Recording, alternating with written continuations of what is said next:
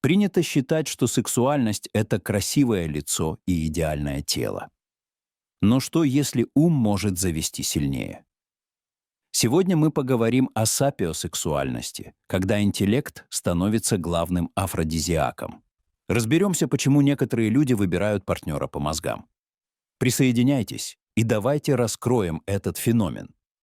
В современном мире, где тенденции привлекательности постепенно меняются, все чаще люди начинают ценить личностные и интеллектуальные качества больше, чем красивую картинку, и открывают для себя новое понятие — сапиосексуальность.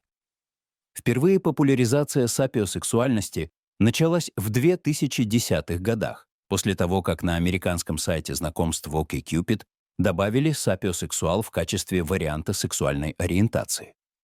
Термин «сапиосексуальность» происходит от латинского слова «sapiens» — «разумный» и слова «sexualis» — «сексуальный». Люди, которые идентифицируют себя как сапиосексуалы, испытывают особый интерес к интеллектуальным способностям потенциального сексуального партнера.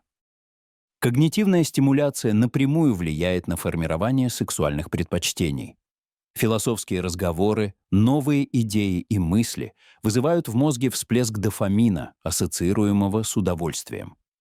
Эта стимуляция воспринимается как привлекательная и даже эротическая. В свою очередь, психологи склонны рассматривать сапиосексуальность скорее как составляющую личных предпочтений, а не как отдельную сексуальную ориентацию.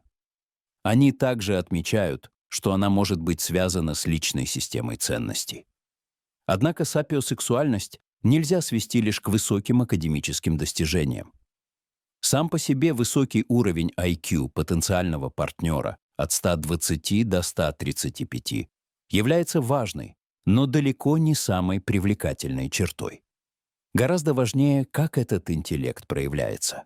В частности, ключевую роль играет то, есть ли у потенциального партнера стремление к познанию окружающего мира, насколько он начитан, способен к анализу, обладает ли остроумием, понимает ли сложные концепции и подходит ли к решению задач творчески. Одно из самых известных исследований, рассматривающих феномен сапиосексуальности, было проведено в 2017 году группой ученых из Университета Западной Австралии под руководством Жиля Жиньяка и его коллег. В исследовании приняли участие более 600 человек, которых попросили оценить привлекательность интеллекта как одного из факторов выбора партнера. Оказалось, что почти для половины респондентов, около 45%, высокий уровень интеллекта является важным, но не основным критерием формирования романтического влечения. В то же время около 80% участников продемонстрировали явную сапиосексуальную ориентацию, то есть для них именно интеллект был главным фактором сексуального и романтического интереса. Исследование также показало, что люди с IQ выше 120 чаще называли интеллект главным критерием привлекательности. Авторы исследования отметили, что сапиосексуальность может быть тесно связана с когнитивной совместимостью и стремлением к интеллектуальной стимуляции в отношениях. Кроме того, ученые предположили, что сапиосексуальность может оказаться эволюционным преимуществом, так как выбор умного партнера способствует выживанию и адаптации в сложных социальных условиях.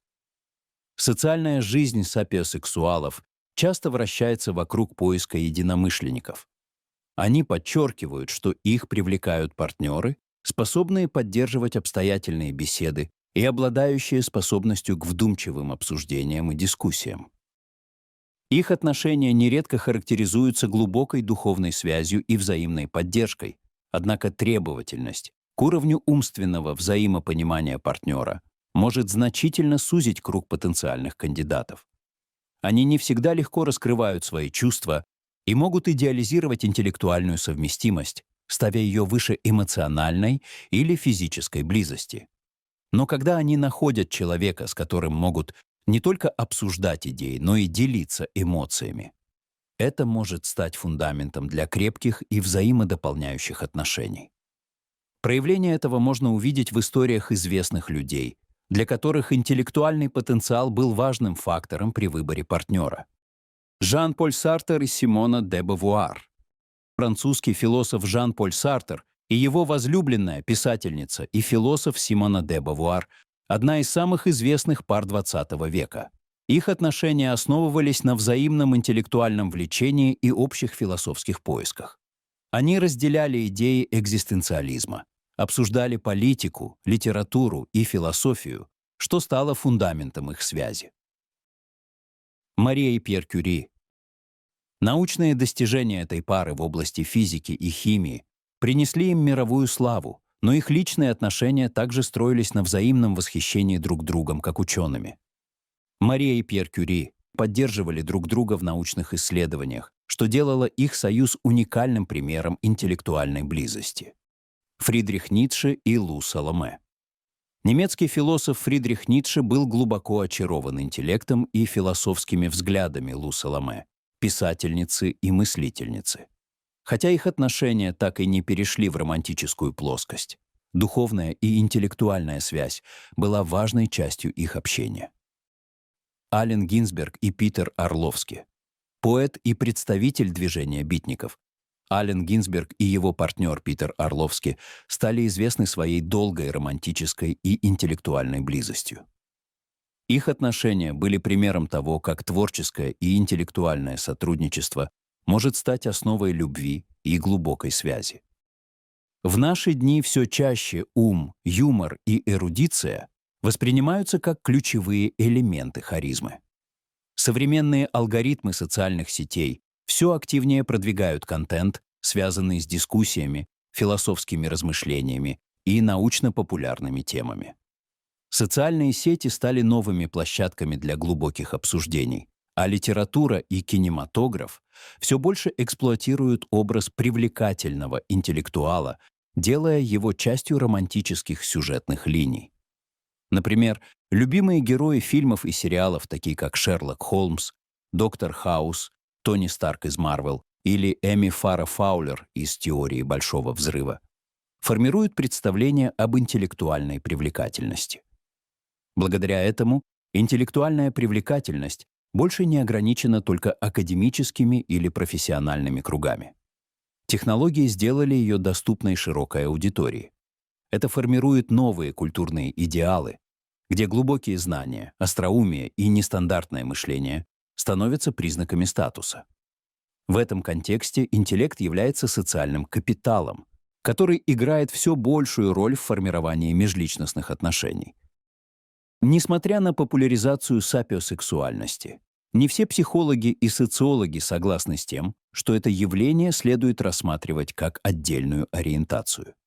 Они считают, что сапиосексуальность — это не самостоятельная сексуальная идентичность, а скорее одна из характеристик человека, определяющая его предпочтения.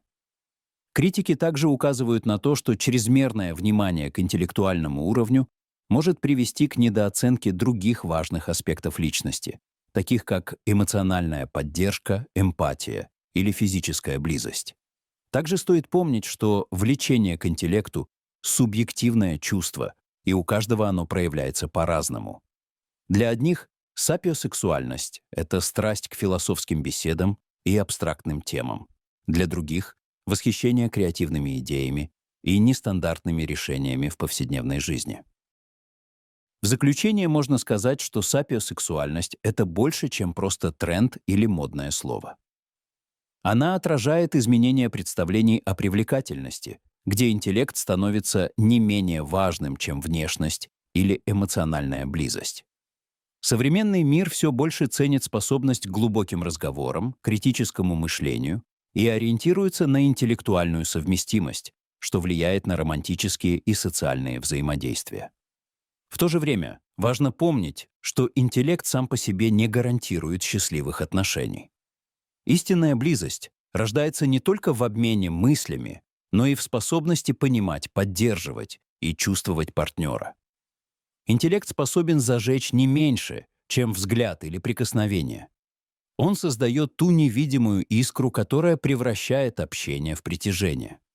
Если вы тоже чувствуете, что разум может быть сексуальным, расскажите об этом в комментариях. Поставьте лайк, чтобы это видео увидело больше людей. И подпишитесь на канал. Впереди еще много историй о тайнах человеческой природы